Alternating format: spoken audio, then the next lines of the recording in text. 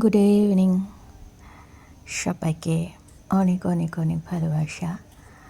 আর আজকে রান্না করতে চলেছি মাছের মাথা দিয়ে মুগ ডাল। চলো, তোমরা সবাই রেসিপিটা জানো। টমেটো কেটে নিয়েছি, পেঁয়াজ কুচি করেছি, তারপর রসুন কুচি করেছি, আর ঝালের জন্য লঙ্কা কাটবো পরে। তো আগে কড়াইটা বসিয়েছি, কড়াইতে আমি মাথাগুলো ভাজতে দিয়ে দিয়েছি, চুলটা জট ছাড়ানো হয়নি। এবারে দুটো তেজপাতা, যেহেতু গ্যাস বাঁচাতে হবে ইন্ডাকশানে করছি, আর সেখানে আমি একসাথেই মাথার পাশে যেহেতু অনেকটা জায়গা রয়েছে, সেই জন্য এই দিকে আমি পেঁয়াজ, টমেটো, তেজপাতা এগুলো ভাজতে দিয়ে দিয়েছি। বাঁচিয়ে চলতে হবে। তারপরে এখানে হচ্ছে আমার জিরে, গোটা জিরে ফোড়ন দিয়ে দেব। আগে তেজপাতা আর টমেটো দিয়েছি, মানে যখন যেটা মনে পড়ে তখন সেটা দিয়ে দিই। এবারে তোমার ওগুলো ওদিকে ভাজা হচ্ছে, ওদিকে মাথাটাও ভাজা হচ্ছে। স্পেস রয়েছে, সুতরাং জায়গাটা কাজ করতে হবে। দুটো শুকনো লঙ্কা ফোড়ন দিয়ে দিয়েছি। এবার ওগুলো ভাজা হচ্ছে, এটাও ভাজা হচ্ছে। ভাজা হতে হতে আমার দুটো দিকই একসাথে হয়ে যাচ্ছে। এবারে পেঁয়াজ কুচিটা দিয়ে দিয়েছি, আগে টমেটোটা দিয়ে দিয়েছি, এবার পেঁয়াজ কুচি দিয়েছি। এগুলো সব ভালো করে ভাজা হচ্ছে, আর ওদিকে মাথাটাও হয়ে যাচ্ছে, দুটো কাজ একসাথে হয়ে যাচ্ছে। তারপরে রসুন কুচি সেটাও দিয়ে দিয়েছি। এবারে ঝালের জন্য লঙ্কা কাটছি, লঙ্কাগুলো বেশ কুচি কুচি করে কেটে তারপর তেলের মধ্যে ছেড়ে দেবো, তাহলে ডালটা বেশ ঝাল ঝাল হয়ে যাবে। লঙ্কা কাটা কমপ্লিট। এবারে আমি এগুলোকে দিয়ে দিয়েছি ওর মধ্যে। তোমরা তো মাছের মাথা দিয়ে মুগ ডাল কীভাবে রান্না করো বলো, আমি তো শর্টকাট এভাবে ছেড়ে দিই, কোনো রকমে একটা রান্না করলেই হলো। এবার খেতে পারা না পারাটা ওদের ব্যাপার, আমি তো রান্না করে দিলাম। এবার নুন, আমি একটু বেশি নুন খাই, মানে আমরা, তাই জন্য একটু নুনটা বেশি দিয়ে দিলাম। এবারে সমস্ত গুঁড়ো মশলাগুলো একে একে দিতে থাকবো। এটা হচ্ছে হলুদ গুঁড়ো, সব গুঁড়ো মশলাগুলো দিচ্ছি।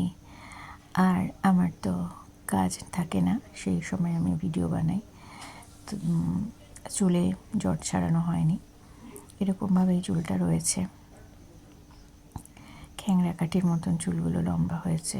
এটা হচ্ছে জিরের গুঁড়ো আর ধনের গুঁড়ো, সমস্ত দিয়ে ভালো করে কষাবো। তারপরে কষিয়ে আমি সেদ্ধ করেছি ডাল, সেটা দিয়ে দেবো। মাথার উপর একটা শিং রয়েছে,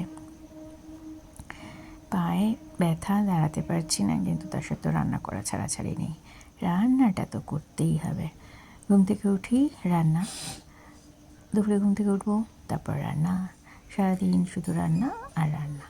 তারপরে এটাকে ভালো করে মশলাটাকে বেশ করে কষাতে হবে, কাঁচা গন্ধ যেন না থাকে, তাহলে আবার ডালের টেস্ট আসবে না।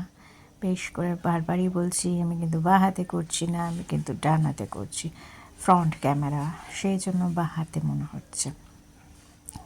ভালো করে মশলাটা কষতে থাক, ততক্ষণ আমি একটু স্টাইল করে নিই। এদিক ওদিক দিয়ে দুটো ফ্যাঁকড়া বার করে নিয়েছি, তাতে একটু স্টাইল দেখতে লাগবে। লিপস্টিকটা পরা হয়নি, কিন্তু রান্নার সময় কি আর লিপস্টিক পরবো, ক্যামেরাটাকে একটু ঘষে নিলাম যদি আমাকে একটু ভালো দেখতে পাওয়া যায় আর কি। এরপরে আমি মশলাটা কষছে, আমি এদিকে ডাল যে সেদ্ধ বসিয়েছি প্রেশার কুকারটার অবস্থা দেখো, ডালে মাখামাখি হয়ে গেছে চারিদিকে। প্রেশার কুকারে ডালটা, মুগ ডাল সেদ্ধ করে নিয়েছি। মুগ ডালটাকে একটুখানি কড়াইতে টেলে নিয়েছিলাম, হালকা রোস্ট করার পরে সেদ্ধ করেছি, তারপর ধুয়ে তারপর ওটাকে সেদ্ধ বসিয়েছিলাম। তা এটা মুগ ডালটা ওদিকে সেদ্ধ হয়ে গেছে, গ্যাসে মুগ ডালটা সেদ্ধ করেছি, তারপর মুগ ডালটা ঢেলে দিয়েছি ছপাত করে। কুকারটার পেছনে কালি পড়েছে, গ্যাসে খুব কালি পড়ছে, পুরো কুকারটা আমার লালটা কালো হয়ে গেছে। গ্যাসে এত কালি পড়ছে কেন কে জানে। তা যাই হোক, ডাল ঢালা হয়ে গেছে। এবারে জল দিয়ে দিয়েছি, জল দিয়ে যদি প্রেশারের গায়ে একটা ডালও যাতে লেগে না থাকে, গরম ছ্যাঁকা খাইছি। এবারে ডালটা ভালো করে দিয়ে প্রেশারের জলটা এবারে দিয়ে দেবো। দেওয়ার পরে ডালটা নেড়ে চেড়ে পুরোটা এবারে আমি ঢাকনাটা দিয়ে দেব। এবার ফুটতে থাক। তারপরে ঢাকনা খুঁজে পাচ্ছি না আর কি, আমি ঢাকনা পেয়েছি। এবার ঢাকনাটা দিয়ে দিয়েছি, তো আপাতত হতে থাক। ডাল ফুটতে শুরু করে দিয়েছে। এরপরে একটুখানি গরম মশলা গুঁড়ো দিয়েছি, আর ধনেপাতা ছিল না, ধনেপাতা পরে এসেছে তাই আর ধনেপাতা দেওয়া হয়নি। গরম মশলার গুঁড়ো দিয়ে ডালটা নামিয়ে ফেলেছি। তো ডাল আমার রেডি। তো আপাতত বাই, গুড নাইট, সবাই ভালো থেকে